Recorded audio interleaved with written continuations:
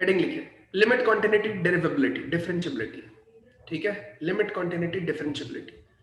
तो एक एक करके इस पे बात करना स्टार्ट करेंगे। पहला क्या है, लिमिट।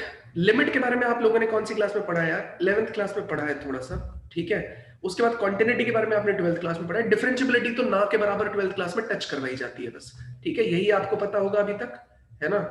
तो हम बात कर रहे हैं लिमिट कॉन्टिन्यूटी में। तो लिमिट कैसे कैलकुलेट करते हैं, लिमिटिंग वैल्यू क्या होती है? देखो यार, एक बात बताओ, अगर मैं आपसे बोलूं 0.00000000001, ठीक है, इस वैल्यू को मैं बोल सकता हूं आपसे कि यार ये जो वैल्यू है ना, ये किसके बराबर हो सकती है? जीरो को अप्रोच करती हुई वैल्यू है, ठीक है। ऐसे ही अगर मैं इसके सामने माइनस लगा दूं और उसके बाद में हम ये पॉइंट को डिसाइड कर ले 0.001, तो ये आपको कहां जाती हुई नजर आएगी? ये भी आपको कहां जाती हुई नजर आएगी? जीरो की तरफ जाती हुई नजर आएगी, ठीक है।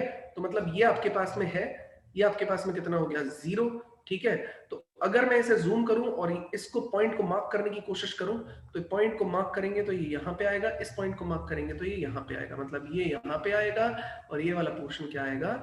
यहां पे आएगा, ठीक है। तो ये चीज क्या कहलाती है? 0.000000001, ये जीरो को अप्रोच कर रहा है, ये भी, इसी को लिमिट बोलते हैं। अब आप बोलोगे सर इसके बीच में 4 जीरो या कितनी जीरो आएंगे? 8, और 9 जीरो के बाद में 1 लगाना जरूरी है क्या? मैं बोलूंगा नहीं यार, अगर आप वैल्यू इसकी बात करोगे तो ये भी जीरो को अप्रोच कर रहा होगा।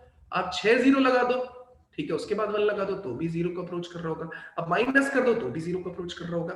तो ये सारी की सारी चीजें जो है, ये जीरो को अप्रोच करती हुई सारी की सारी वैल्यूज हैं, ठीक है। तो अगर कोई दिक्कत है किसी को यहां तक कि भैया लिमिट क्या होती है, तो इस बात को समझने की कोशिश यहां से की जा सकती है। अच्छा, दूसरा तरीका लिमिट के केस में, अगर मैं कोई ग्राफ बनाऊं आपके सामने, तो होता क्या है ना, कभी कभी जैसे आपने बनाया ग्राफ, ठीक है, ये बनाया गया है ग्राफ, ठीक है, आपसे हमने बोला कि भैया ये मेरा ग्राफ है, इस जगह पे अगर आप देखने की कोशिश करेंगे तो ये जो वैल्यू है, ठीक है, ये मेरे को ग्राफ में पता नहीं है। तो पता नहीं है कि केस में ऐसे नहीं चल सकता ना, पता नहीं है, मान लेते हैं x इज इक्वल्स टू 3 पे जो वैल्यू आ रही थी ग्राफ, ये fx है, उसकी वैल्यू डिफाइन नहीं है। तो हम करते क्या है, लिमिटिंग वैल्यू ले लेते हैं। अब लिमिटिंग वैल्यू क्या, लिमिटिंग वैल्यू होगी ये जो वैल्यू रहेगी ना इसके साइड में, यहां पे, ये वैल्यू इसी वैल्यू को बिल्कुल बराबर की वैल्यू होगी, और ये वैल्यू इस वैल्यू के बिल्कुल बराबर की होगी।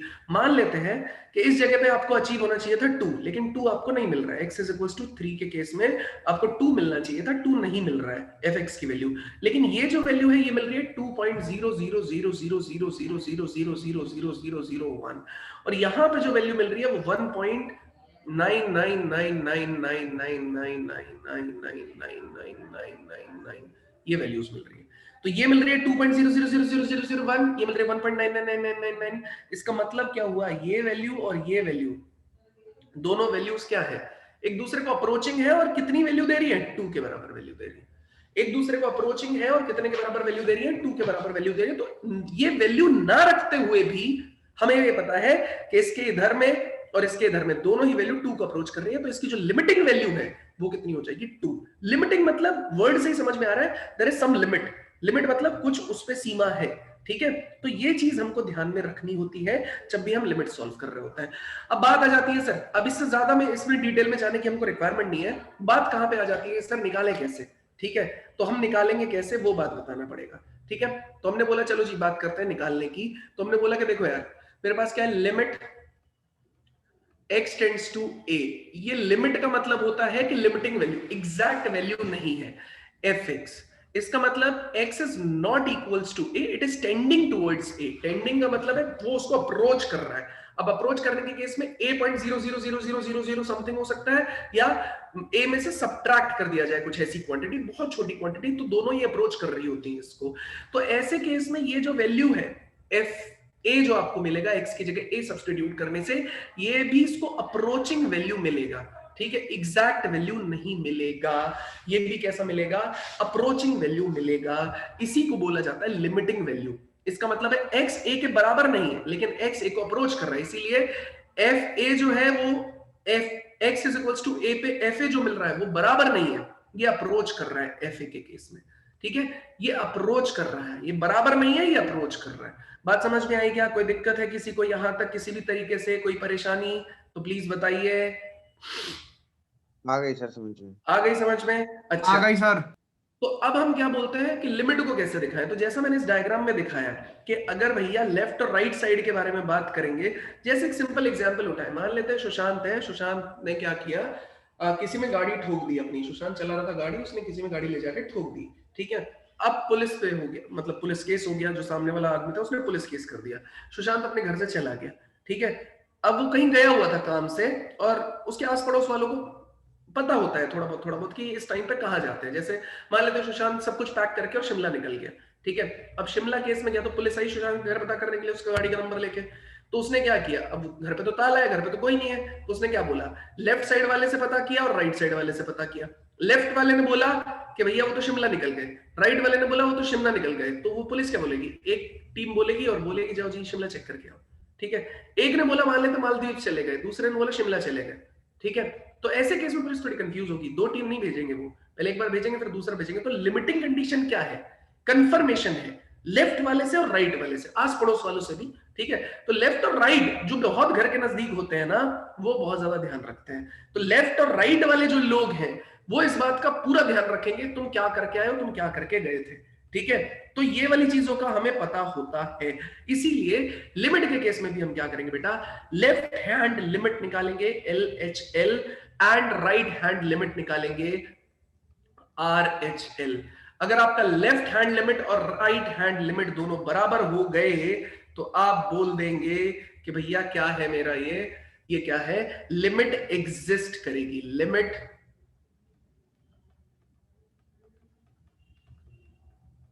लिमिट एग्जिस्ट करेगी। तो limit x tends to a minus f x दे रखा है, limit x tends to a plus कितना दे रखा है, एफ एक्स दे रखा है। Limit x tends to a minus f x दे रखा है, limit x tends to a plus f x दे रखा है, ठीक है। अगर ये दोनों बराबर हो गए, अब ये इसका सिंबॉलिक रिप्रेजेंटेशन है LHL का और RHL का। और थोड़ा सा बढ़ाते हैं तो इसको क्या लिखा जा सकता है, limit h tends to 0 f of कितना हो जाएगा, a minus h is equals to limit h tends to 0 f of a plus h हो जाएगा।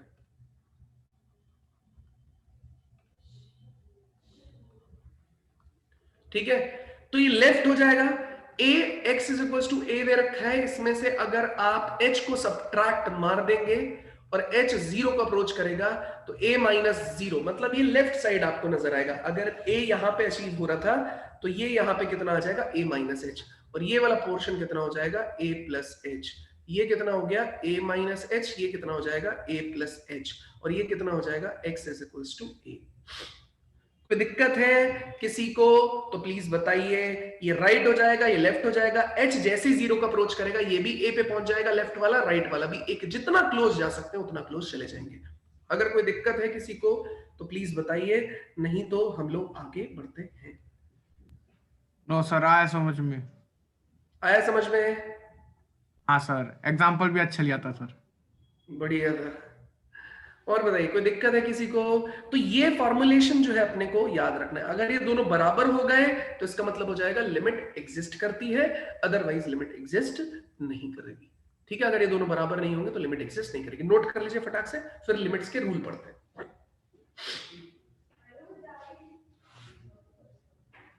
नोट कर लिया? कर रहा हूं सर।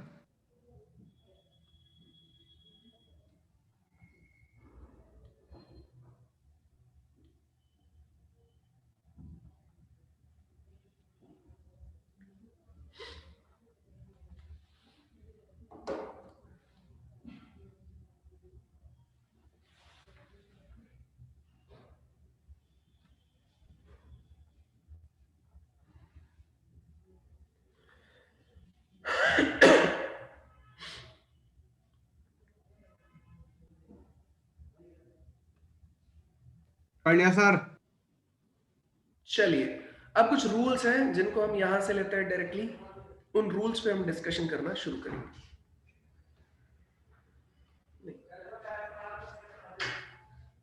चलिए, अब ये कितना है, limit x tends to a f x, उसको भैया इसने बोल दिया है l, जैसे ये बोल रहा है उसी के हिसाब से काम कर रहा हूं मैं। और limit x tends to a gx है, उसको मैंने बोल दिया m। तो ये हो गया मेरा l, ये हो गया m, इनकी वैल्यूज बता दी है इसने। अब आगे का काम शुरू होता है। अभी आगे का काम शुरू होता है तो a क्या पार्ट दिया गया है, a बोला गया है कि लिमिट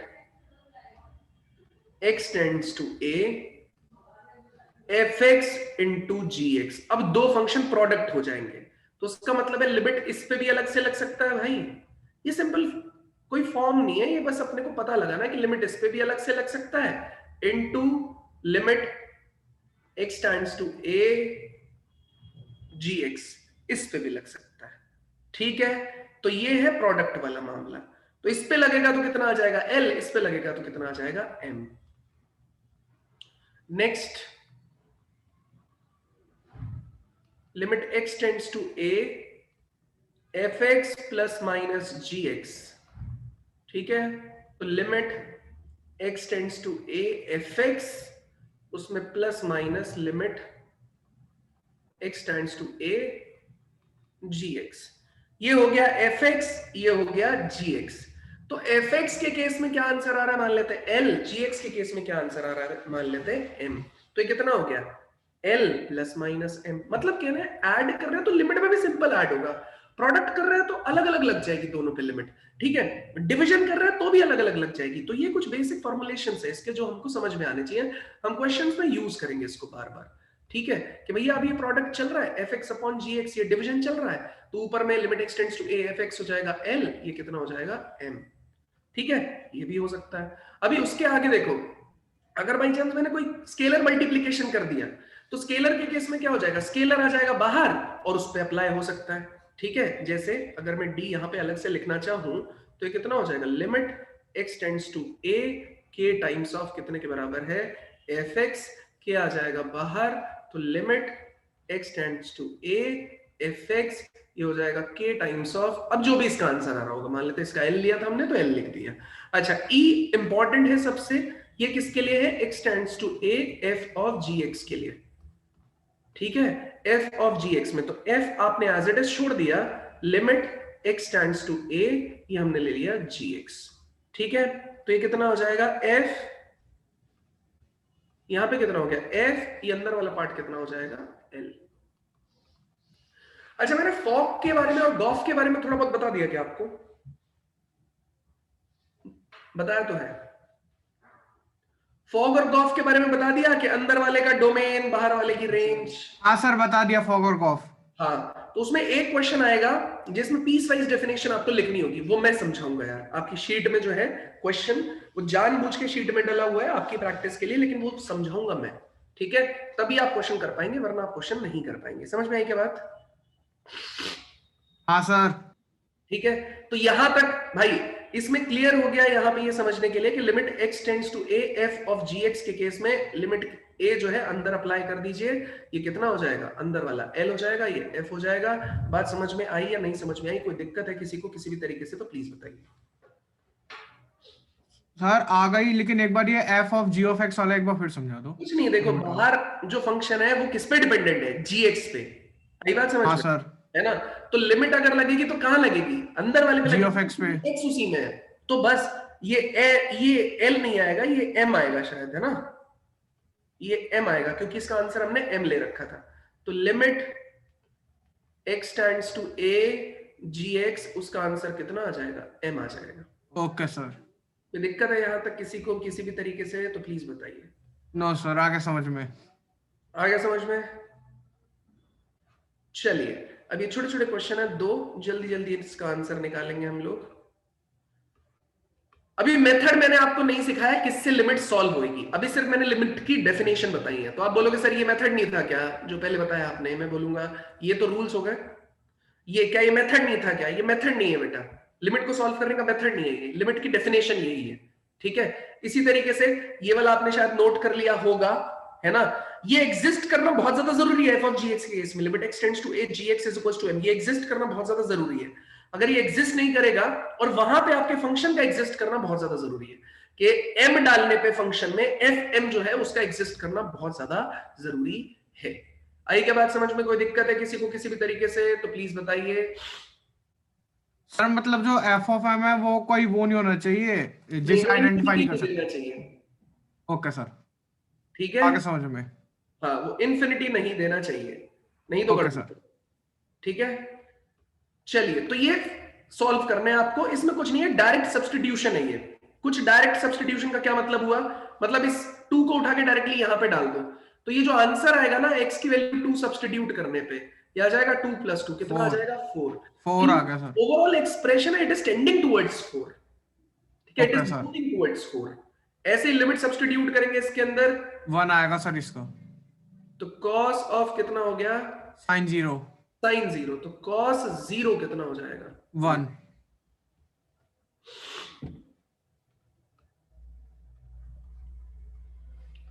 कोई दिक्कत है किसी को किसी भी तरीके से? No sir. नहीं, चलिए अब आ जाते हैं इन फॉर्म्स पे। तो देखो साफ साफ इसने क्या लिखा हुआ है भाई, इनडिटर्मिनेट फॉर्म है ये। ठीक है, तो इनडिटर्मिनेट फॉर्म का क्या मतलब है? इनडिटर्मिनेट फॉर्म का ये मतलब है कि on putting x is equals to a, जो limit x tends to a fx दे रखा था आपने, fx में आपने सब्स्टिट्यूट कर दिया कितना, x is equals to a। जब आप सब्स्टिट्यूट करेंगे तो आपके पास में क्या आ जाएगा? 0/0, infinity by infinity, 0 into infinity, infinity minus infinity, infinity की पावर 0, 0 की पावर 0 और 1 की पावर इंफिनिटी। अगर ये फॉर्म बन जाती है तो ये फॉर्म कहलाती है इनडिटर्मिनेट फॉर्म।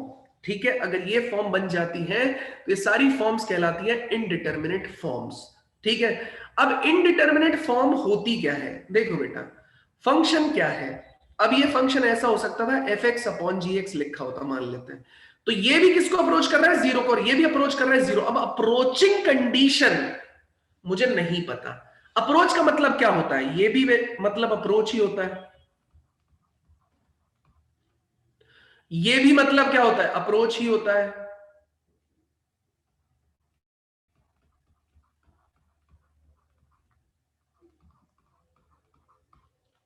सब कुछ अप्रोच होता है, ये भी अप्रोच होता है, ये भी अप्रोच होता है। ठीक है, अब तुम ऊपर रख रहे हो ये, नीचे रख रहे हो ये, तो ये वैल्यू बहुत बड़ी आ जाएगी ना। तो इस वजह से अप्रोचिंग में मेरे को पता ही नहीं होता कि अप्रोचिंग का क्या मतलब है। अप्रोचिंग का मतलब, मान लेते हैं कि एग्जाम्पल लेते हैं, जैसे आप मुझे अप्रोच करना चाहते हैं, तो हो सकता है कि आप फोन करें और तब मुझे अप्रोच करें। अप्रोच मेरा कहने का मतलब, मान लेते हैं आपकी कोई क्वेरी है, ठीक है, और आप उस क्वेरी को सॉल्व करवाना चाहते हैं, मतलब सिलेबस से रिलेटेड हो सकता है, आपकी 50 चीजें हो सकती हैं, आप पूछना चाहते हैं, कोई डाउट पूछना चाहते हैं, कुछ भी करना चाहते हैं।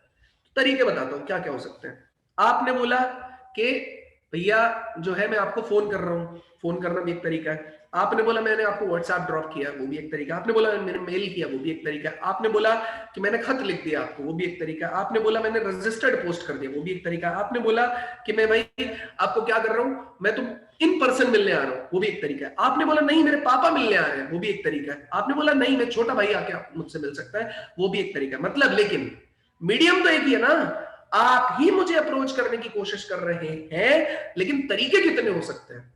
बहुत हो सकता है। इसका मतलब कोई सर्टेन तरीका नहीं हुआ ना अप्रोच। अब बोलो अप्रोच का क्या मतलब हुआ? अप्रोच तो किसी मीडियम से की जा सकती है, तो वो सर्टेन नहीं हुई, इसीलिए हम उसे किसके अंदर डालेंगे? उसको हम डालेंगे किस कैटेगरी में? Indeterminate forms. मतलब मुझे पता नहीं, इनडिटर्मिनेट का मतलब ये होता है मुझे पता नहीं है क्या आंसर आने वाला। ऊपर भी it is moving towards something, नीचे भी it is moving towards something. तो ये मेरा आंसर है। कोई दिक्कत है किसी को किसी भी तरीके से तो प्लीज बताइए। कोई डाउट है किसी को, कुछ पूछना है, समझना है, सीखना है, प्लीज बताइए, नहीं तो आगे बढ़ा जाए। बोलो। सर आया समझ में। नहीं आया समझ में? No sir. क्या नहीं आया बताओ। सर इंडिटरमिनेट फॉर्म में आपने ये वाला बोला था ना कि ये ऊपर रख के ये नीचे रख के बहुत बड़ी वैल्यू आ रही है, हाँ, वो वाला सर। देखो एक बात बताओ, ये फंक्शन है मेरे पास, मान लेते हैं, ठीक है। अब तुम इसी फंक्शन को देखो, मत देखो कि मैं इसे स्क्वायर करके काट दूंगा। मैंने बोल दिया लिमिट एक्सटेंड्स टू 1, किसमें? x माइनस वन में upon x square minus one का स्क्वायर के केस में। आई बात समझ में? अगर मैं तुम्हें डायरेक्ट लिमिट को सब्स्टिट्यूट करने पे बोलूं, जो कि मैंने पिछले क्वेश्चन में किया है, मैंने डायरेक्ट लिमिट को सब्स्टिट्यूट कर दिया और यहां पे मेरा आंसर आ गया, ठीक है। लेकिन अगर मैं यहां पे डायरेक्ट सब्स्टिट्यूट करता हूं तो क्या हो जाएगा? ये 1 minus one upon one square minus one square, ये कितना हो रहा है? 0 अपॉन 0। बना या नहीं बना? बन गया सर। ठीक है। अब मैं तुमसे बोल रहा हूं वन को अप्रोच करने का मतलब क्या है? वन पॉइंट मान लेते हैं। अप्रोच करने का मतलब क्या है? ये भी वैल्यू हो सकती है ना, x टेंड्स टू 1 का क्या मतलब है? x इज इक्वल्स टू, ये भी वैल्यू हो सकती है, इससे हाँ बड़ी सर। भी हो सकती है, इससे छोटी भी हो सकती है। अगर मैं यस इसे सर। यहां सब्स्टिट्यूट करूंगा तो कितना डिफरेंस आ जाएगा? ये वाला आ जाएगा ऊपर, यस सर। और जो इसका कंप्लीट स्क्वायर करने के बाद वन को सब्ट्रैक्ट करने पे आंसर आएगा वो आ जाएगा नीचे। हाँ या ना? हाँ सर। ठीक है। तो इसका मतलब ऊपर बनेगी छोटी क्वांटिटी, नीचे बनेगी उससे काफी बड़ी क्वांटिटी। तो यस सर। रिजल्ट में हर बार वेरिएशन नहीं आएगा क्या? अभी मैंने ये सब्स्टिट्यूट किया, तुम सब्स्टिट्यूट करके देखो, यहां पे कुछ और आंसर आएगा। अभी मैं वन को अप्रोच करने का ये भी मतलब तो बोल सकता था आपसे 0.999, हाँ ये भी वन सर। को अप्रोच कर रहा है। तो ये हाँ मैं सर। यहां पे रखूं, उसमें से वन सब्ट्रैक्ट करूं, इसका मैं स्क्वायर करूं, उसमें से वन सब्ट्रैक्ट करूं, तो जो ओवरऑल आंसर आएगा वो डिफरेंट आएगा। यस नहीं सर। आएगा बात समझ में? तो हाँ इसका सर, आ गई। मतलब ये हुआ कि जो आउटपुट आप अचीव कर रहे हैं वो हर बार क्या हो जा रहा है? डिफरेंट। वेरी कर रहा है। आप क्या ऊपर और नीचे सेम क्वांटिटी को आप अप्रोच नहीं कर रहे हैं, सेम क्वांटिटी को आंसर नहीं जा रहा है ना? अगर हाँ सीधा सर। जा रहा होता तो काम बन सकता था। नहीं आई बात समझ में? आ गई सर। ठीक है। इसलिए ऐसी फॉर्म्स जिनमें ये पॉसिबिलिटी होगी वो कैसी हो सकती हैं? ये सारी फॉर्म्स हो सकती हैं, 0 upon 0, infinity upon infinity, 0 into infinity, infinity minus infinity, infinity की पावर 0, 0 की पावर 0, 1 की पावर इंफिनिटी। यही फॉर्म्स आपको याद रखनी है। कल को कोई आपसे बोले कि आप इनडिटर्मिनेट फॉर्म्स बताओ, तो आपको क्या होगा? सीधे सीधे आप ये फॉर्म्स बता दो उसको, ये इनडिटर्मिनेट ओके फॉर्म सर। है। का रीजन इनडिटर्मिनेट क्यों बोला गया है? आप बोलोगे भाई इनके सर्टेन आंसर नहीं आते, वो बोलेगा क्यों नहीं आते? आप बोलोगे आप ये वैल्यू सब्स्टिट्यूट करके देखो, हर बार अलग आंसर आएगा। आई बात समझ में? यस सर, आई। इनडिटर्मिनेट फॉर्म एक दूसरे में इंटरचेंजेबल है। फिर से सुनना, ये इनडिटर्मिनेट फॉर्म एक दूसरे में इंटरचेंजेबल है। आप बोलोगे सर कैसे? तो बोलोगे देखो जी, 0 बाय 0 को, एक ही एग्जांपल दे रहा हूं, इंफिनिटी बाय इंफिनिटी पे कन्वर्ट कर सकता हूं मैं। अब बोलो कैसे? बोलूंगा देखो, ये 1 अपॉन 0 मैंने अलग रख लिया, इनटू में जो ऊपर वाला 0 था इसको उठा के मैं नीचे चला गया, सॉरी,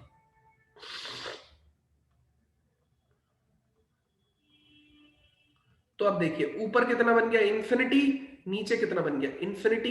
फॉर्म कितनी बन गई? Infinity by infinity. क्या मेरी बात समझ में आई क्या सबको? आ फॉर्म गई सर।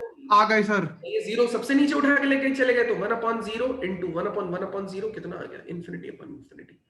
इन्फिनिटी अपॉन इन्फिनिटी को 0 अपॉन 0 में कन्वर्ट कर सकते हैं। ये कितना हुआ? 0 इंटू इन्फिनिटी को देखो क्या कर सकते हैं? 0 इंटू 1 अपॉन 0 कितना हो गया? 0 बाय 0।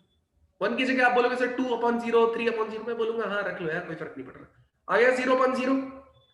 अब आप बोलोगे सर इन्फिनिटी माइनस इन्फिनिटी को कैसे कन्वर्ट करूंगा? ये देखो यार, इन्फिनिटी माइनस इन्फिनिटी को क्या लिखा जा सकता है? 1 अपॉन 0 माइनस 1 अपॉन 0, एलसीएम लेना, 0 माइनस 0 अपॉन 0 इंटू 0 कितना हो गया? 0 अपॉन 0। नहीं समझे? समझ गए सर। सर। इसे नोट कर लो एक बार, इसका स्क्रीनशॉट लो, ये आपके बार बार काम आएगा।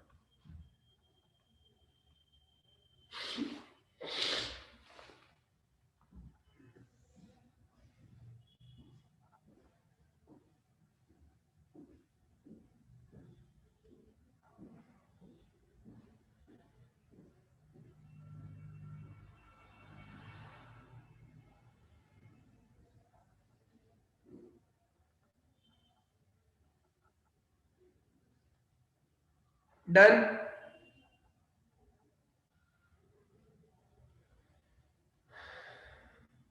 डन। हाँ सर, डन। पढ़ू आगे। Yes sir. चलिए,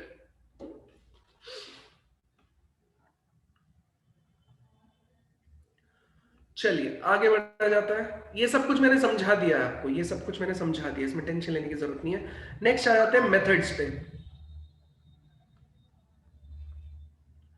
मेथड्स ऑफ रिमूविंग इनडिटर्मिनेसी। अब देखो, जब तक आपको ये नहीं पता होगा कि इनडिटर्मिनेंट क्या होता है, तब तक आपको इनडिटर्मिनेसी का आइडिया नहीं होगा। जब तक आपको पता नहीं होगा कि इनडिटर्मिनेंट क्या होता है, तब तक आपको इनडिटर्मिनेसी का पता नहीं होगा।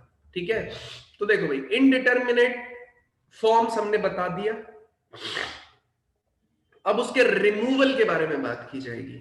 जैसे मैंने आपको जो क्वेश्चन दिया था, लिमिट x टेंड्स टू 1, वो x minus 1 upon x square minus 1 का स्क्वायर है। Limit x tends to 1, x minus 1 upon x minus 1 into limit x tends to 1, 1 upon x plus 1। अब मैंने क्यों कर दिया ये? अगर मुझे लिमिट अलाउ ही नहीं करता ये सॉल्व करने के लिए, तो मैं इसे नहीं कर पाता।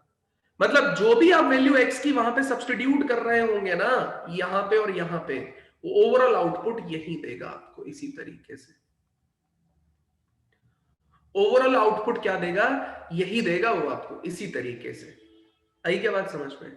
ठीक है, तो ये पूरा का पूरा हिस्सा जो है, ये किसका पार्ट है? इसका। ये जो मेथड्स लिखे हुए हैं यहाँ पे, ये इसका पार्ट है। जो मेथड्स लिखे हुए हैं इसका, ये उसका हिस्सा है, उसका पार्ट है। ठीक है, अब आप बोलेंगे सर मेथड्स में क्या है मामला, मेथड्स में क्या हिस्सा है? तो देखो भाई, फैक्टराइजेशन है, रैशनलाइजेशन है, यूजिंग स्टैंडर्ड लिमिट्स है, सब्स्टिट्यूशन है, एक्सपेंशन ऑफ मेथड्स है, इसके अलावा डायरेक्ट सब्स्टिट्यूशन है, जो आपने यहां पे देखा था। जब हमने डायरेक्टली वैल्यू को सब्स्टिट्यूट करके आंसर निकाला था, इसे बोला जाता है direct substitution method. Direct substitution. जब तक आप डायरेक्टली सब्स्टिट्यूट नहीं करोगे, तब तक आप क्या नहीं अचीव कर पाओगे? इनडिटर्मिनेट फॉर्म नहीं अचीव कर पाओगे। जब तक आप इनडिटर्मिनेट फॉर्म नहीं अचीव कर पाओगे, तब तक आप इनमें से कोई भी मेथड नहीं लगा सकते।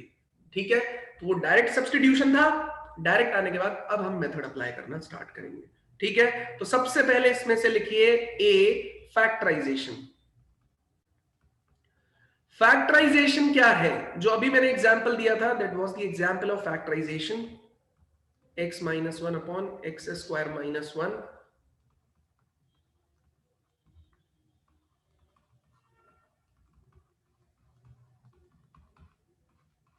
सब्स्टिट्यूट करो 1 अपॉन 2। ये फैक्टराइजेशन का एग्जांपल है, लेकिन उसके लिए फैक्टर्स पॉसिबल होने चाहिए। उसके लिए क्या होने चाहिए? फैक्टर्स पॉसिबल होने चाहिए। ठीक है, तभी आप फैक्टराइजेशन लगा सकते हैं। तो आइए एक एग्जांपल से हम शुरुआत करेंगे। पहला ये एग्जांपल है, फैक्टराइजेशन मेथड का सॉल्व करना शुरू कीजिए। पहले क्या करेंगे? देखिए, पहले आप लिमिट को सब्स्टिट्यूट करेंगे। सब्स्टिट्यूट कीजिए। जैसे आपने सब्स्टिट्यूट किया, कितना हो जाएगा? 3 square minus 2 into 3 minus 3 upon में कितना हो जाएगा? 3 स्क्वायर माइनस 4 इंटू 3 प्लस 3, ये कितना हो जाएगा भाई? ये 9 माइनस 6 माइनस 3 अपॉन 9 माइनस, ये कितना हो जाएगा? 12 प्लस 3। आप देखो ये सब कैंसिल हो जाएगा, मतलब 0, ये कैंसिल हो जाएगा मतलब 0, तो 0 अपॉन 0 आ जाएगा ना ये फॉर्म। तो ये पूरा एक्सप्रेशन किसमें आ गया? 0.0। तो अब इसे हम क्या कर देंगे? सॉल्व कर देंगे। स्टार्ट हो जाइए।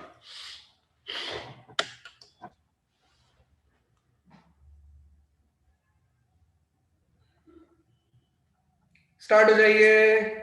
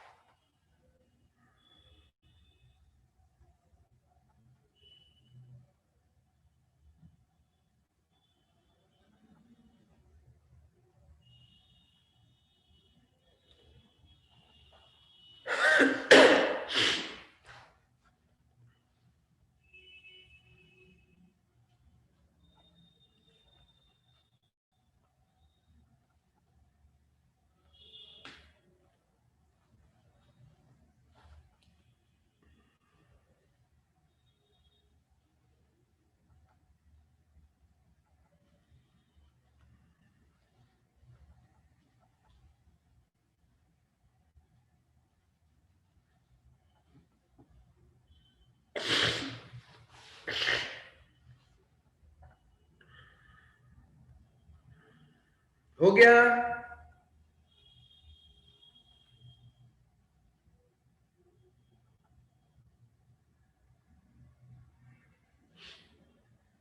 हो गया सर। 2 आंसर आ रहा है। क्या आ रहा है? 2। हाँ, आंसर का मेरे को आइडिया नहीं है, फैक्टर्स बताते हैं हम तो इसके। तो लिमिट कितना हो गया, x टेंड्स टू 3। ऊपर वाले फैक्टर कितने बन जाएंगे? एक तो 1 बन जाएगा और एक कितना बन जाएगा, 3 बन जाएगा। तो x प्लस 1 x माइनस 3, यही बना क्या? देखो ये आया एक्स स्क्वायर माइनस 3x, ये कितना बना, x आ गया और यहाँ पे -3 आ गया। सही है, ये बन जाएगा ऊपर वाले के। नीचे वाले में बताओ कितना बन जाएगा? नीचे वाले में देखेंगे तो x माइनस 3 एक बन जाएगा, x माइनस 3, और एक x प्लस 1 बनना चाहिए, सॉरी -1 बनना चाहिए। मैंने कैसे किया है, क्वाड्रेटिक का यूज किया यार फैक्टर बनाने में। कैसे करते हैं, पीछे वाले को आगे के कोफिशिएंट से मल्टीप्लाई करके देखा जाता है। जैसे x square minus 2x plus 3, इसको मैं इसके कोफिशिएंट से मल्टीप्लाई करके देखेंगे, आंसर कितना है 3। तो प्रोडक्ट मेरे पास इस तरीके से बनना चाहिए कि जो प्रोडक्ट आ रहा है वो आना चाहिए 3 और जो ऐड करने पे आ रहा है वो -2 आना चाहिए। तो -3x प्लस x प्लस 3, ये दो नंबर है -3 और 1, कॉमन निकालेंगे तो x times of x minus 3, यहां पे कितना आ जाएगा, क्या मिस्टेक कर दिया मैंने, ये -3 था, सॉरी।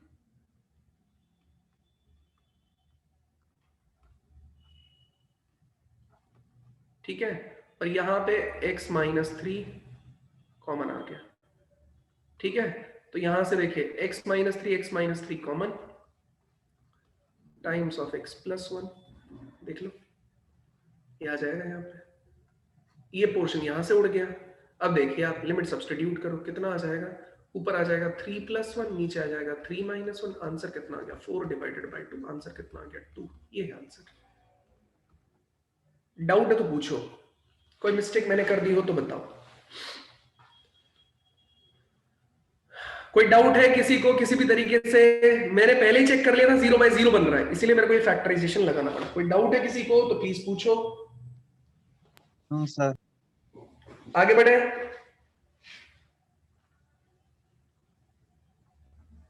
आज चलिए एक और क्वेश्चन दे दूं, करोगे सॉल्व? हाँ सर।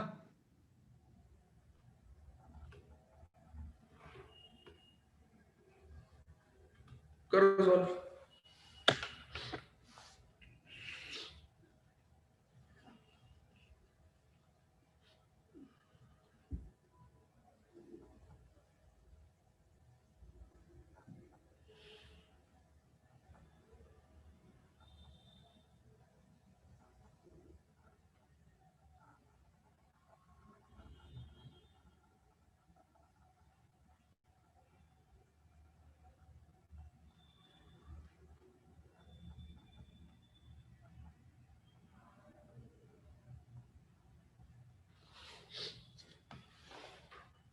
सॉल्व करो जल्दी।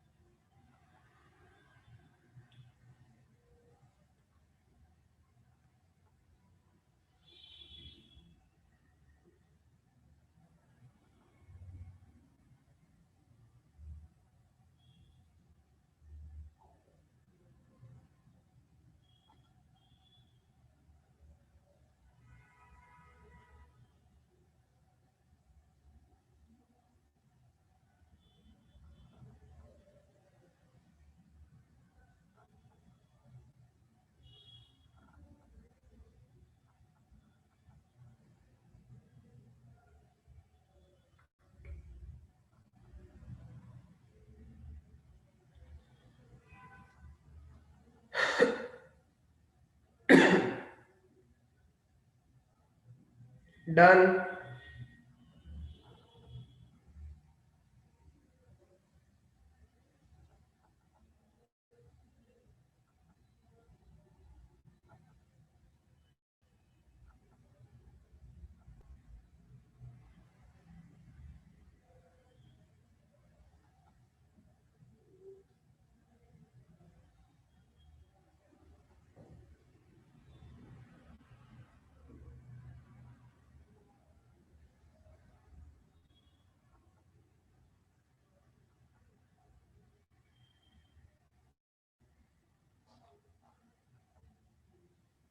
सर इतना तो पता लग गया है कि ये इंफिनिटी माइनस समथिंग बनेगा, लेकिन आगे कैसे सॉल्व करें? यही तो सोचना है। क्यूबिक है ये, एक्स क्यूब है नीचे डिनोमिनेटर में, यही तो सोचना है।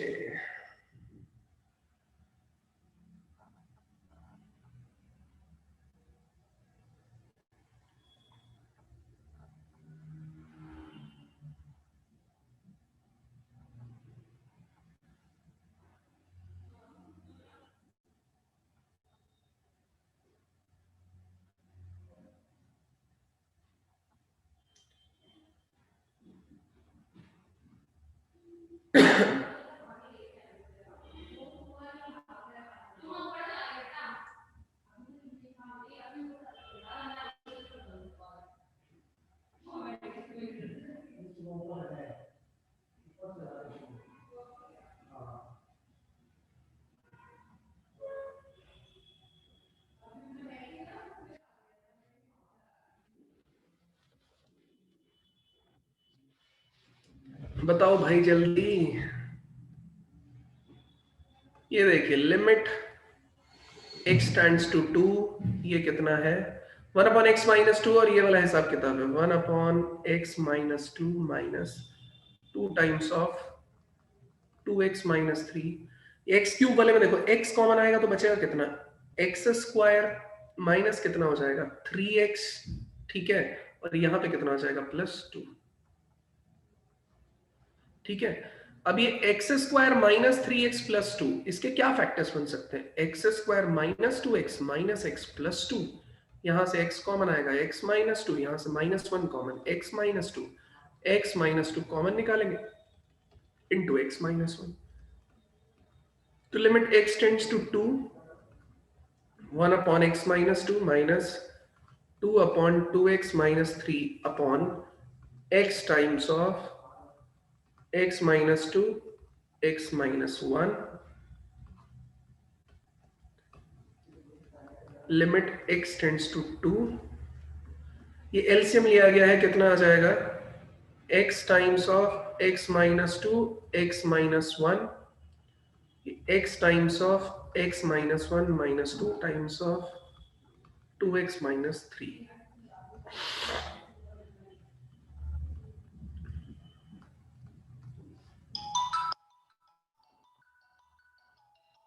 ठीक है, अब इसको फैक्टराइज करना, एक सेकेंड।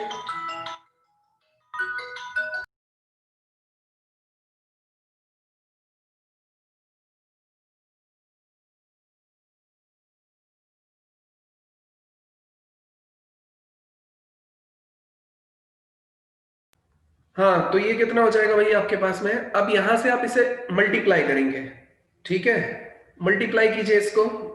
मल्टीप्लाई कैसे करेंगे, ये आ जाएगा एक्स स्क्वायर माइनस एक्स आ जाएगा, यहां से -4x आ जाएगा, और प्लस में आ जाएगा 6 upon x times of x minus 2, x minus 1। यहां से इसे सॉल्व करेंगे तो कितना आ जाएगा, लिमिट x टेंड्स टू 2, ये कितना आ जाएगा भाई, तुम ध्यान से देखो, x square minus 5x plus 6 upon x times of x minus 2, x minus 1, ठीक है। ये कितना आ जाएगा भाई, यहाँ पे लिमिट x टेंड्स टू 2, ये x minus 2 into x minus 3, यहां पे आ जाएगा x माइनस 2, एक्स माइनस 1, ये पोर्शन इस तरीके से कैंसिल हो जाएगा, सब्स्टिट्यूट कर दो, 2 minus 3 upon 2 times of 2 minus 1, ये -1 अपॉन 2 इंटू 1, आंसर आ जाएगा -1/2। अगर कोई डाउट किसी को लग रहा है तो बताइए। यहां तक मैंने मल्टीप्लाई तो किया है, ऊपर ये बन गया फैक्टर्स, बस जो जो दिक्कत कर रहा था इंडिटर्मिनेसी में उसे हटा देना होता है। हाँ सर, आ गया समझ में। जो दिक्कत कर रहा है उसे हटाओ, मतलब 2 की वजह से ही तो हो रहा होगा, तो x माइनस 2 ऊपर फैक्टर बनना चाहिए, नीचे भी x माइनस 2 बनना चाहिए। और पहले मैं चेक कर चुका था, यहां पे आपको समझ में नहीं आएगा कि मैंने क्यों बोला इन्फिनिटी माइनस, ऐसा आपको दिखाई देगा कि इन्फिनिटी माइनस इन्फिनिटी बन रहा है। लेकिन देखो इस जगह जैसे ही आप पहुंचोगे ना, जब एलसीएम ले लिया, अब यहां आप देखोगे तो 0/0 बन रहा होगा, हाँ सर। है ना? तो ये हाँ अपने सर। होता है हिसाब किताब। 0/0 बनाया है इसको, उसके बाद में आप ये करो, कोई दिक्कत नहीं है, एकदम सही है, शायद कोई टेंशन सर 0.0 बनने के बाद एल हॉस्पिटल रूल भी लगा सकते हैं ना?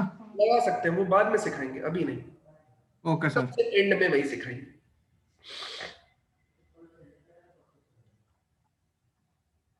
डन। डन है सर। चलिए नेक्स्ट लिखिए रैशनलाइजेशन। जहां फैक्टराइजेशन नहीं लगेगा वहां पे लगेगा हमारा रैशनलाइजेशन। अब रैशनलाइजेशन कैसे है, पहले ये एग्जांपल लेंगे, उसके बाद आगे बढ़ेंगे।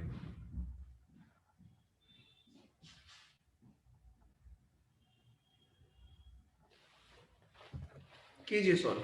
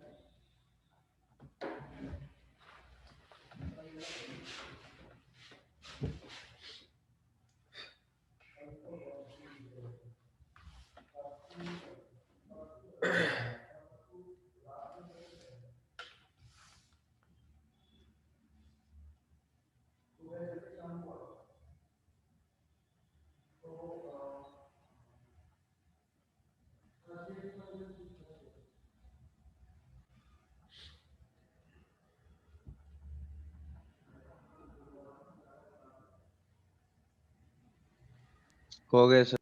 डन है।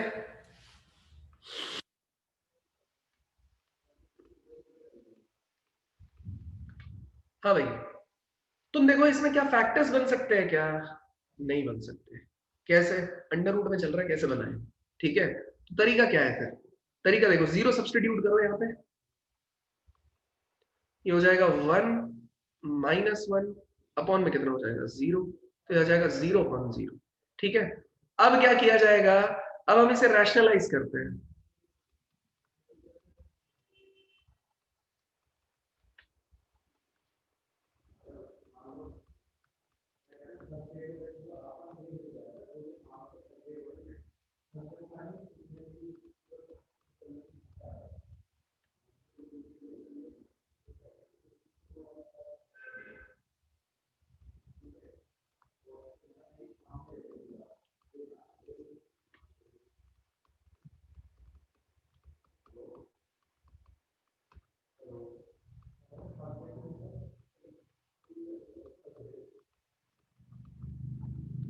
वन से वन कैंसिल, ये x प्लस एक्स कितना हो गया 2x upon x times of root over 1 plus x plus root over 1 minus x, ये कैंसिल हो जाएगा। सब्स्टिट्यूट करेंगे 0, तो आ जाएगा 2 अपॉन, ये आ जाएगा 1 प्लस 1 कितना हो गया 2, तो 2 डिवाइडेड बाय 2 कैंसिल हो गया, आंसर कितना आ गया। 0 सब्स्टिट्यूट किया ना यहाँ पे, ये कितना हो गया भाई 0 है यहाँ पे। दिक्कत कौन कर रहा है? ये x ही तो दिक्कत कर रहा है जो नीचे है इसमें। हाँ सर, आ गया समझ में। बस सीधा सीधा उसको काटो, तो 2 अपॉन 1 प्लस 0 कितना हो जाएगा 1, 1 माइनस 0 कितना हो जाएगा 1, 1 प्लस 1। 2, 2 अपॉन 2 कैंसिल आ गया 1। बताओ कोई डाउट है किसी को? तो नो सर, आ गया समझ में। कोई नहीं, आगे बढ़े। Yes sir. चलिए अगला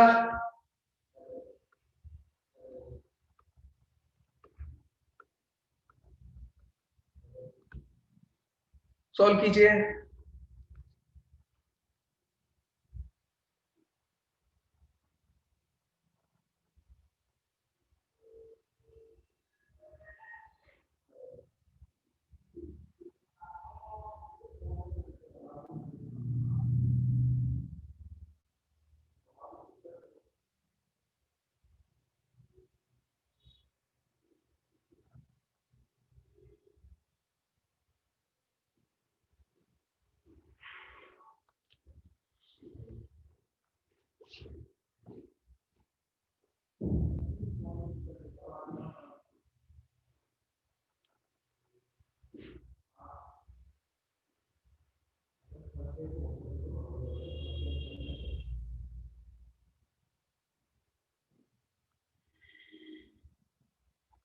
डन।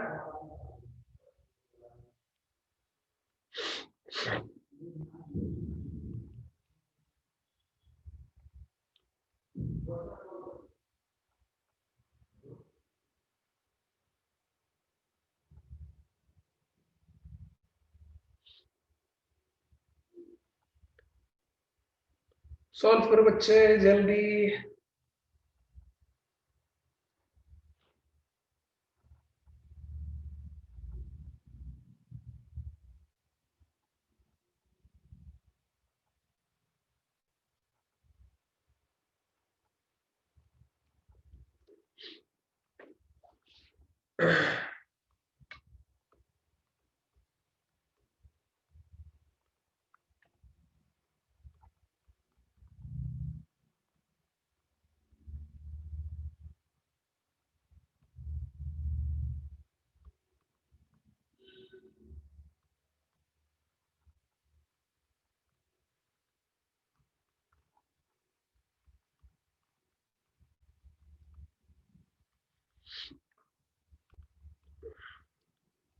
सब्स्टिट्यूट हो कीजिए। गया सर। 4 माइनस 4 भाई 1 डालोगे तो 15 प्लस 1 16, उसका अंडर रूट 4, तो 4 minus 4 upon 2 minus 3 into 1 is 3 plus 1 that is 4, root 4 is 2।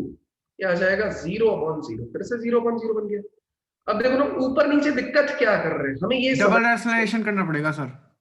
हाँ ये हमें इसमें समझ में ही नहीं आ रहा, तो हमको क्या करना पड़ेगा, रैशनलाइजेशन करना पड़ेगा 2 बार। एक बार यहां पे हो जाएगा 4 plus root over 15x plus 1 upon 4 plus root over 15x plus 1 into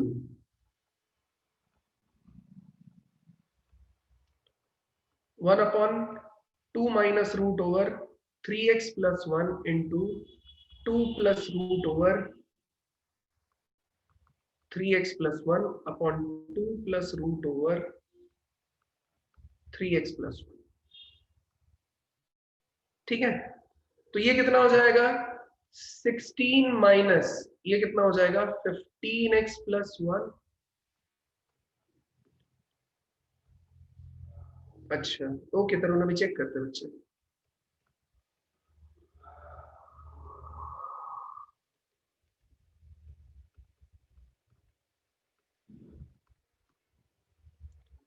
अच्छा ये जैसे 4 स्क्वायर माइनस इसका स्क्वायर होगा ना, ऐसे 2 स्क्वायर मतलब 4 माइनस में कितना हो जाएगा 3x प्लस 1 हो जाएगा।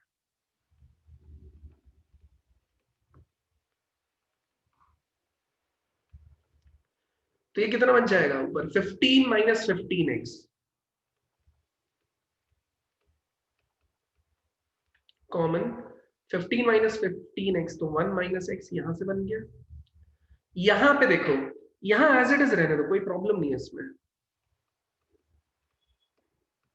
इनटू ये कितना हो जाएगा 2 plus root over 3x plus 1, यहां से आ जाएगा 4 माइनस तो 3 कॉमन आ जाएगा 1 माइनस x, इससे कैंसिल हो जाएगा।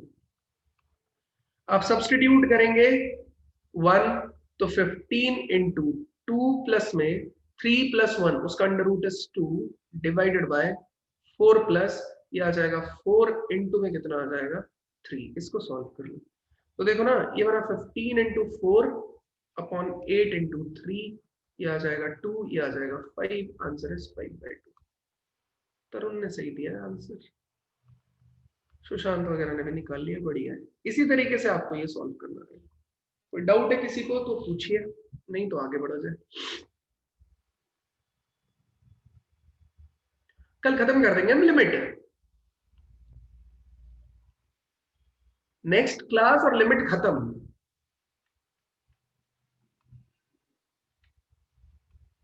पढ़ो आगे।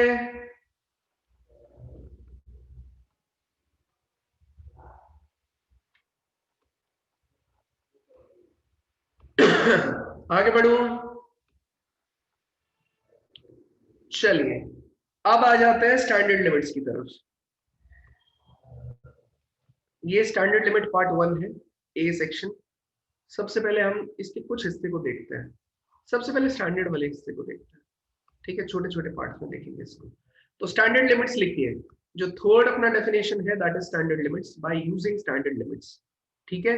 ये सी तो पहला हमने फैक्टराइजेशन चेक किया। अब कुछ क्वेश्चन होंगे फैक्टराइजेशन से हो जाएंगे, कुछ क्वेश्चन होंगे भैया फैक्टराइजेशन से नहीं होंगे, फिर वो रैशनलाइजेशन से होंगे, फिर कुछ क्वेश्चन रहेंगे ना फैक्टराइजेशन से ना रैशनलाइजेशन से, बचा कौन, स्टैंडर्ड लिमिट्स, ठीक है। तो चलिए स्टैंडर्ड लिमिट्स का काम करते हैं। तो ये क्या है आपके पास में, limit x tends to 0 sin x upon x। यार sin x अपॉन x आपको 1 देता है, आपने 11th क्लास से पढ़ते हुए आ रहे हो। so, अब इसकी कई रीजनिंग है यार। कैसे?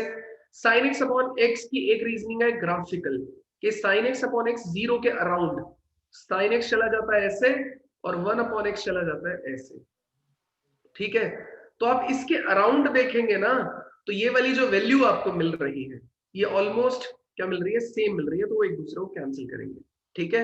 वैसे भी जब sin x बहुत छोटा होता है तो हम उसे x के बराबर मान लेते हैं, तो ये इससे कैंसिल करके आंसर 1 की तरफ बढ़ता है। एक रीजनिंग है ये रीजनिंग ज्यादा जस्टिफाइड नहीं लगती, तो हम लोग दूसरी रीजनिंग क्या देते हैं, दूसरी रीजनिंग देते हैं एल हॉस्पिटल रूल का यूज करके। वैसे एल हॉस्पिटल रूल मुझे बाद में सिखाना है, लेकिन उसका यूज करके भी हम काम कर सकते हैं। तो उसमें क्या होता है, 0 डालो यहाँ पे तो साइन 0 0 आ जाएगा, नीचे भी 0 आ जाएगा, तो 0/0 बना। 0/0 के केस में क्या करते हैं भैया, ऊपर वाले को ऊपर डिफरेंशिएट कर दो, नीचे वाले को नीचे डिफरेंशिएट कर दो, आपका आंसर आ जाएगा। ऊपर वाले को किया sin x is cos x और x का हो जाएगा 1, 0 डाला तो cos 0 कितना हो जाएगा, ठीक है, cos 0 कितना आ जाएगा 1, ठीक है। तो ये हो जाएगा sin x upon sin x का यूज करके। नेक्स्ट है tan x upon tan x, ये भी x is equals to x tends to 0 पे आंसर कितना देगा आपको 1, ठीक है। सेम काम tan inverse x upon x से है, sin inverse x upon x से है, ये भी कितना आंसर देगा आपको 1। तो ये आपको याद रखने पड़ेंगे, याद रखने की जरूरत नहीं पड़ती। एल हॉस्पिटल रूल मैंने थोड़ा सा आपको बता दिया है कि जब भी 0/0 बनेगा, न्यूमरेटर को न्यूमरेटर में डिफरेंशिएट कर दीजिए, डिनोमिनेटर को डिनोमिनेटर में। अब बोलोगे सर डिफरेंशिएशन ऐसे तो करते हैं, मैं बोलूंगा ऐसे नहीं करते यार। डिफरेंशिएशन के केस में हम लोग क्या करते हैं, इसमें कौन सा रूल लगा देते हैं, डिवीजन रूल लगा देते हैं। तो डिवीजन रूल हम यहाँ पे नहीं अप्लाई करेंगे, हम लगाएंगे ऊपर वाले को। जैसे मैं tan इनवर्स x वाले को देखूं तो ये कितना है, tan inverse x upon x, limit डालेंगे तो tan इनवर्स 0 0 अपॉन 0 बन गया। तो ऊपर वाले को डिफरेंशिएशन करेंगे 1/1 प्लस एक्स स्क्वायर, ठीक है। नीचे वाले का डिफरेंशिएशन कितना हो जाएगा, लिमिट आप सब्स्टिट्यूट करेंगे 0 तो 1/1 प्लस 0, आंसर कितना हो गया 1। कोई दिक्कत है किसी को किसी भी तरीके से तो प्लीज बताइए, कोई डाउट समस्या परेशानी कुछ भी है तो प्लीज बताइए।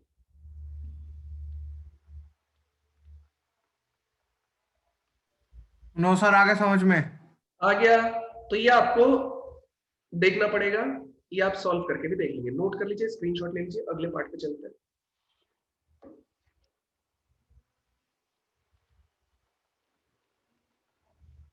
चलिए अगला हिस्सा है ये। अब यार ये वाला जो हिस्सा है ना, ये आपको अभी के लिए इसमें से कुछ तो एल हॉस्पिटल रूल से हो जाएंगे, लेकिन एक आध जो है उसमें लॉग अप्लाई होगा। जैसे ये जो दो रिजल्ट्स है ना, इनमें लॉग अप्लाई होगा, तो लॉग अप्लाई होने की वजह से हम लोग इसको अभी नहीं देख पाएंगे। अभी बस मैं आपको बता पाऊंगा कि क्या लिखा हुआ है, 1 + 1/x इसकी पावर 1/x है, लिमिट x टेंड्स टू 0। तो जब आप 0 सब्स्टिट्यूट करेंगे इसके अंदर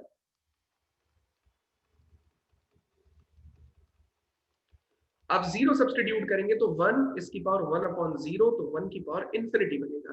1 की पावर इंफिनिटी का आंसर यहाँ पे ई आएगा बेटा। 1 की पावर इंफिनिटी एक फॉर्म है जिसे मैं सॉल्व करना सिखाऊंगा अलग से, तो उसके केस में आंसर आपको ई ही देना है। ठीक है, यहां पे अगर x के साथ a मल्टीप्लाई हो जाएगा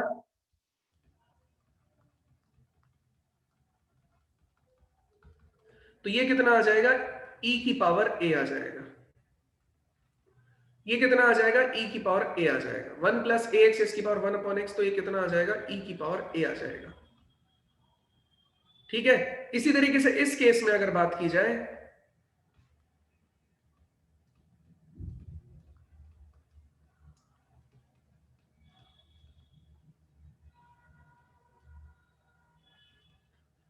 आप ये डालेंगे 1 प्लस 1/इंफिनिटी इसकी पावर x हो जाएगा इंफिनिटी। 1/इंफिनिटी 0, तो 1 की पावर इंफिनिटी, ये 1 की पावर इंफिनिटी में चला जाएगा। ठीक है, अब यहां पे 1 की जगह अगर हो गया है a, तो ये कितना आ जाएगा, e की पावर a।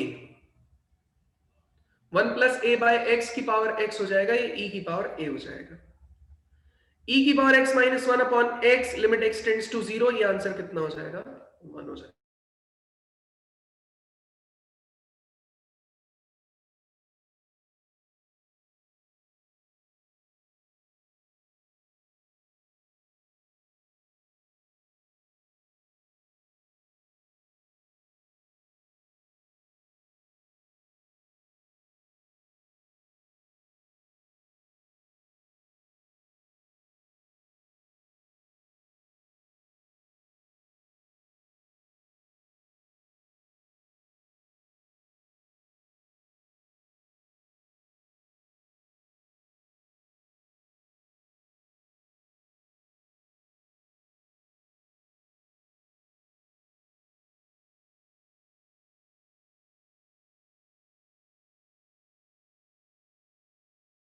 आ गया,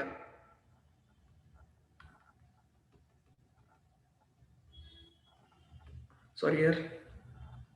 हाँ, तो ये लिमिट x टेंड्स टू मान लेते हैं कितना हो गया। अब देखो ये 0/0 बन गया ना, तो 0/0 केस में मैंने बोला था एल हॉस्पिटल लगा दो, मतलब ऊपर वाले पार्ट का ऊपर डिफरेंशिएशन, नीचे वाले पार्ट का नीचे। तो e की पावर x का हो जाएगा e की पावर x, 1 का हो जाएगा 0/x का कितना हो जाएगा 1। तो लिमिट अप्लाई करेंगे, e की पावर 0 कितना हो जाएगा 1/1, आंसर कितना हो जाएगा 1। a की पावर x के केस में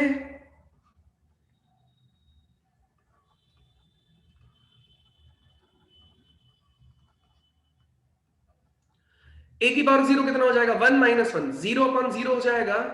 तो ये limit x tends to 0, a की पावर x कितना हो जाएगा, a की power x ln a upon x का कितना हो जाएगा 1, 0 सब्स्टिट्यूट करो, a की power 0 1 into ln a upon 1, तो आंसर कितना हो जाएगा ln a।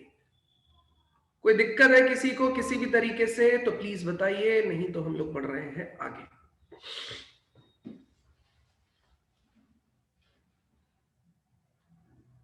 यहां तक कोई डाउट है है समझ में सर? है ना? इसका हाँ स्क्रीन सर।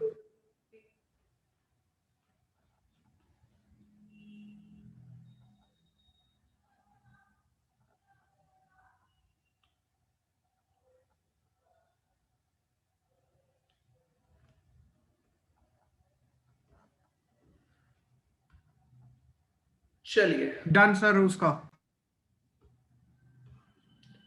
फिर ये दोनों भी फॉर्म है जो एल हॉस्पिटल का यूज करके की जा सकती है। लिमिट x टेंड्स टू 0, ये है ln 1 प्लस x अपॉन में कितना है x, 0 सब्स्टिट्यूट कियो, ln 1 प्लस 0 कितना हो जाएगा ln 1 अपॉन 0, ln 1 अपॉन 0, तो log 1 कितना 0/0, 0/0 बन गया। बस आप क्या करेंगे, log 1 प्लस x का डिफरेंशिएशन, तो 1/1 प्लस x, और x का कितना हो जाएगा 1, 0 सब्स्टिट्यूट करेंगे, 1/1 प्लस 0 अपॉन 1 कितना हो जाएगा 1। ठीक है,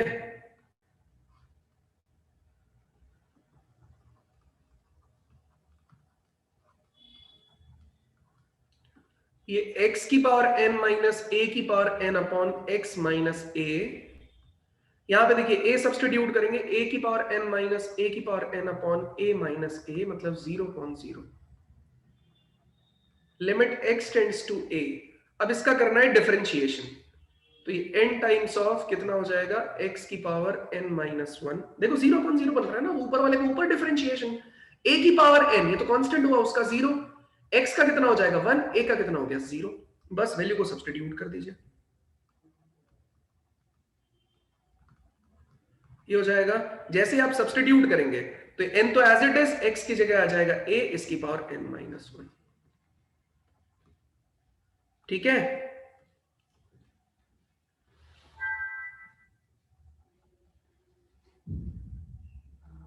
यहां तक ये हो गया। तो यहां तक आगे समझ में सर। स्क्रीनशॉट ले लीजिए, यहां तक, सिर्फ इतने हिस्से तक। अभी आपको मैंने बताया है, सिर्फ इतने पार्ट तक स्क्रीनशॉट ले लीजिए। कल भाई मैं लिमिट ऑलमोस्ट खत्म कर दूंगा, ठीक है, मॉर्निंग में अपनी क्लास है, तो कल मैं ऑलमोस्ट लिमिट खत्म कर दूंगा, नेक्स्ट क्लास से कॉन्टिन्यूटी स्टार्ट हो जाएगा। तो सब लोग तैयार हो जाइएगा, अब हम लोग आगे बढ़ने वाले हैं। Done sir. ठीक है।